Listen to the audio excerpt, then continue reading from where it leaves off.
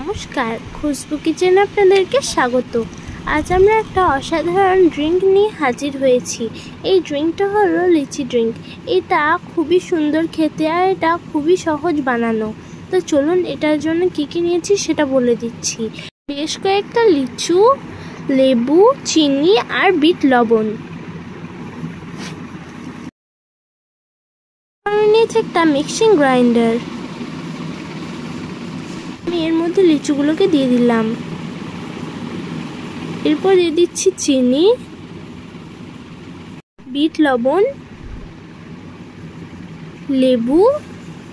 এরপর এর মধ্যে অ্যাড করব ঠান্ডা জল। এটাকে গ্রাইন্ড করতে হবে। আমার গ্রাইন্ড করা হয়ে গেছে। দেখুন কত সুন্দর লাগছে। এটা এবার রেডি হয়ে গেছে।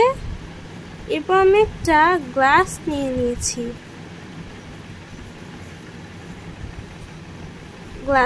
গ্লাসের মধ্যে দিয়ে দিচ্ছি বেশ কয়েকটা বরফ।